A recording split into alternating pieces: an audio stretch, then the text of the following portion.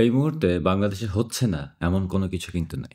Sir Yunus, professor Yunus, doctor Yunus অথবা অনেকেই দুষ্ট ছেলেরা অনেক অন্যান্য নামেও ডাকে। উনি তো মোটামুটি আ আওয়ামী লীগের নেতাকর্মী হতে শুরু করে সবাইকে হয় জেলের ভিতরে ভরছেন অথবা দেশছাড়া করছেন অথবা মেরে ফেলছেন মব ক্রিয়েট করে।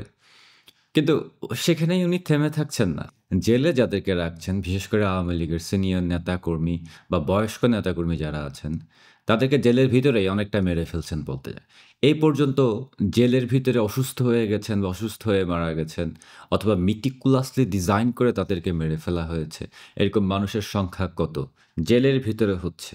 এখন জেলের ভিতরে কি হচ্ছে না হচ্ছে এটা তো আর আমরা জানি না। জেলের ভিতরে তো অনেককে অত্যাচারও করা হচ্ছে। মানে অনেক ধরনের খড়গ নেমে আসছে। কন্টিনিউয়াসলি একটার পর একটা এভাবে অন্যায় দিনের পর দিন করে যাচ্ছে। দিনের পর দিন একটা বিশাল জনগোষ্ঠীকে পারসিকিউট করার চেষ্টা করছে। জেলের ভিতরে পর্যন্ত তারা নিরাপদ না, তাদেরকে মেরে ফেলা হচ্ছে। এটা কোন ধরনের রেজিম? এগুলি কোন ধরনের ন্যায় বিচার, জাস্টিস অ্যান্ড অল দ্যাট? আপনারা কিসের ভয়ে আছেন? মানে কেন ভয় পাচ্ছেন? যে জেলের ভিতরে একজন বয়স্ক মানুষকে মেরে ফেলতে হবে। গতকাল একজন মারা গিয়েছেন আওয়ামী লীগের প্রাক্তন মন্ত্রী হুমায়ুন সাহেব। উনি জেলের ভিতরে অসুস্থ হয়ে গেছেন। উনার ডেঙ্গু হয়েছিল। কিন্তু উনাকে ইচ্ছাকৃতভাবে চিকিৎসা করানো হয় নাই। চিকিৎসা না করিয়ে জেলেই রাখা হয়েছে। পরবর্তীতে যখন একেবারেই যায় অবস্থা সিরিয়াস কন্ডিশন তখন আবার ঢাকা মেডিকেলে পাঠানো হয়েছিল। But by that time he was gone. মারা গেছেন উনি। এভাবে করে আপনারা কতজনকে মারবেন? আপনারা এদেরকে মানে আওয়ামী লীগের নেতাকর্মীদেরকে মেরে ফেলে আপনারা কি মনে করছেন যে আপনাদের মানে লাইফ সেট হয়ে যাবে? আপনারা সারা জীবনের জন্য নিরাপদ হয়ে যাবেন? মানে আর কিচ্ছু হবে না আপনাদের? ডু ইউ রিয়ালি থিংক যে এই সমস্ত হত্যাগুলির জন্য, এই সমস্ত মানে ন্যাস্টি অ্যাকশনস গুলির জন্য আপনাদের পস্তাতে হবে না? আজ হোক, কাল হোক, পরশু হোক। ধরেন অনেকে মনে করছেন যে হ্যাঁ, আমার তো বয়স হয়ে গেছে, ইচ্ছামতো এদেরকে কুপিয়ে যায়। এরপরে তো আমি তো মরেই যাবো এখন। আ পরেরটা পরে দেখা যাবে। ব্যাপারটা অনেকে এভাবেও চিন্তা করতে পারে। অনেকের তো লেগাসি আছে। মানুষজন আছে, ঘরে মানুষজন আছে, আত্মীয়স্বজন আছে। I mean, what the hell you guys are thinking? আপনারা কি মনে করছেন এগুলি করে আসলেই পার পেয়ে যাবেন? আর মানে বাংলাদেশের একটা বিশাল জনগোষ্ঠী চুপচাপ বসে থাকবে? আওয়ামী লীগের অন্যান্য নেতাকর্মী যারা এখনো বেঁচে আছেন, তারা চুপচাপ বসে থাকবে? তৃণমূলের কর্মীরা চুপচাপ বসে থাকবে? আমরা চুপচাপ বসে থাকবো? Obviously not. যতজনকে মারছেন, যতজনকে অত্যাচার করছেন, যেভাবেই করেন, যাকেই করেন, এগুলি কি সব রেকর্ড হচ্ছে না? এগুলি কি আমরা দেখছি না? বাংলাদেশের মানুষ দেখছে না? আমরা কি এগুলির জন্য বিল্ড আপ করছি না? অবশ্যই করছি।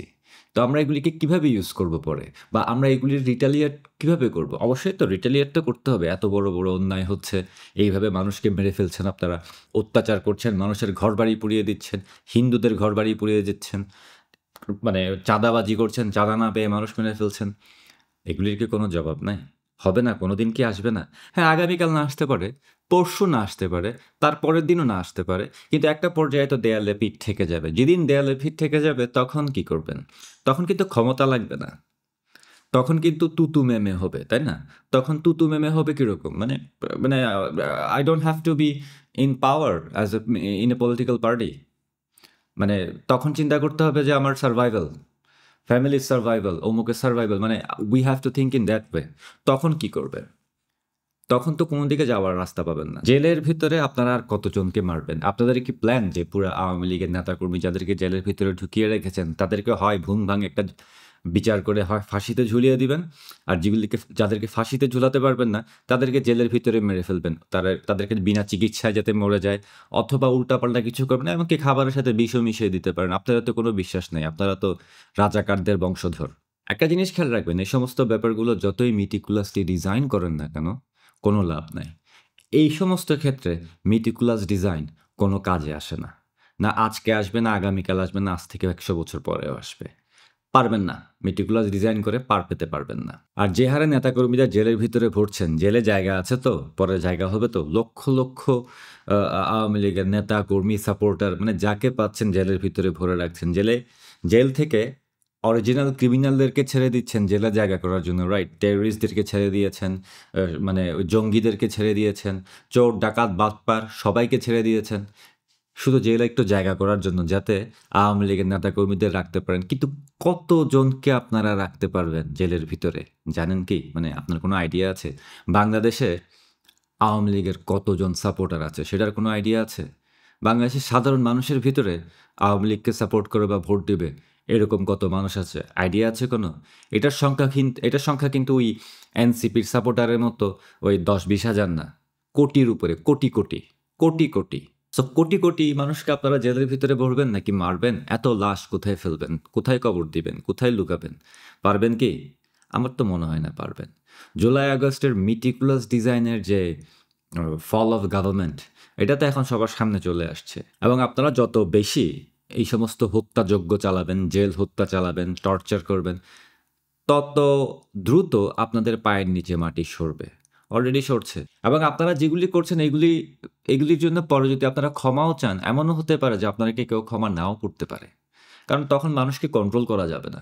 মানুষের অ্যাঙ্গার, মানুষের মানে আপনাদের চাইতেও খারাপ অবস্থা হবে তখন, ব্যাপারটা অনেকটা এরকম যে তাদেরকে কন্ট্রোল করা যাবে না। কীভাবে সাধারণ মানুষকে কন্ট্রোল করবেন? আপনারা তো কাউকেই ছাড়ছেন না। ফ্যামিলি মেম্বার হতে শুরু করে, বয়স্ক মানুষ হতে শুরু করে কাউকে ছাড়ছেন না। আপনি জাস্ট একটা চিন্তা করে দেখেন যে স্যার ইউনূসের বয়স এখন ৮৫ বছর, রাইট? 85 years old.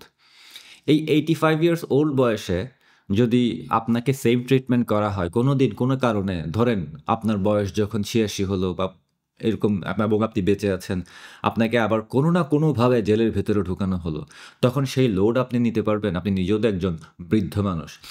সো আপনি কিভাবে এই আওয়ামী লীগের যারা বয়স্ক নেতাকর্মী, বয়স্ক নেতা যারা আছে, ফর্মার মিনিস্টার হোক, যেই হোক, যাদের কোনো ইনভলভমেন্ট নাই কোনো কিছুতে, মানে ভুয়া ফেক মামলায় তাদেরকে ঢুকিয়ে রেখেছেন, তাদের উপর দিয়ে কি যাচ্ছে, সেই জিনিসটা যদি আপনার উপর দিয়েও যায়, আপনি কিভাবে হ্যান্ডেল করবেন? নিতে পারবেন তো? নিতে যদি পারেন তো ভালো, যদি নিতে না পারেন তাহলে আমার মনে হয় আপনার মেন্টালি এগুলোর জন্য প্রিপেয়ার্ড হওয়া উচিত। কারণ আজ হোক কাল হোক, কার্মা ইজ এ বিচ, এবং এই কার্মা কিন্তু আপনাকে টাচ করবেই। হয় আপনাকে করবে, নয় আপনার রেখে যাওয়া পাবলিকদেরকে করবে। One way or another it's going to happen. এটা মোটামুটি কনফার্ম থাকতে পারেন। ওয়ান ওয়ে অর অ্যানাদার যা করতে চাইছেন বাংলাদেশে, ওইটা কখনো হবে না। আর যেভাবে স্বপ্ন দেখছেন আপনারা যে বাংলাদেশের একটা বিশাল জনগোষ্ঠীকে আপনারা গায়েব করে দিবেন, বাংলাদেশে শুধু পাকিস্তানপন্থী মানুষজন থাকবে, বাংলাদেশে শুধু রাজাকারের বংশধররা থাকবে, এ ধরনের স্বপ্ন থেকে নিজেদেরকে বের করে আনেন। কারণ অচিরেই অনেক উপর থেকে একেবারে ফ্লোরে অনেক জোরে সোরে একটা আছাড় খাবেন। আমি এমনি এমনি বলছি না, খুব খুব শীঘ্রই জোরে সোরে একটা আছাড় খাবেন। সে আছাড় খাওয়ার পরে যদি ওখান থেকে উঠতে না পারেন সাথে সাথে, যদি কোমর ভেঙে যায়, হাড্ডি ভেঙে যায়, তখন কিন্তু বিপদে পড়ে যাবেন। কারণ ওই অবস্থাতেই ধরে ফেলবে মানুষ আপনাদেরকে। তখন কিন্তু কোথাও যাওয়ার জায়গা পাবেন না। এই সমস্ত হত্যাযজ্ঞ, জেলের ভিতরে হত্যা, মানুষকে টর্চার করা, পারসিকিউট করা, জার্নালিস্টদেরকে মেরে ফেলা কদিন পর পর, এই সমস্ত জিনিসগুলি বন্ধ করেন। এগুলি যত দ্রুত বন্ধ করবেন ততই আপনার জন্য মঙ্গল। আর যদি না করেন, ঠিক আছে, we are writing it down.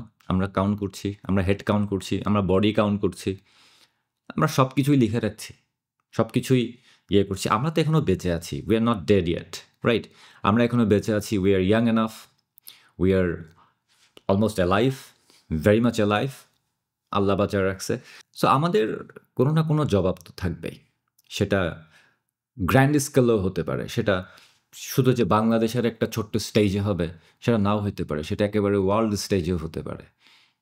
Nothing impossible. আপনার মতো স্যার ইউনূসের মতো আমরাও ইন্টারন্যাশনাল প্লেয়ার হয়ে গেছি এখন। আমরা অনেক আগে থেকে ইন্টারন্যাশনাল খেলোয়াড়, শুধু কখনো নিজেকে জাহির করি নাই আর কি। হ্যাঁ, নোবেল পুরস্কার নাই আমাদের, ছোটোখাটো কিছু পুরস্কার এদিক ওদিক থেকে তো ম্যানেজ করতেই পারি, কোনো সমস্যা নাই।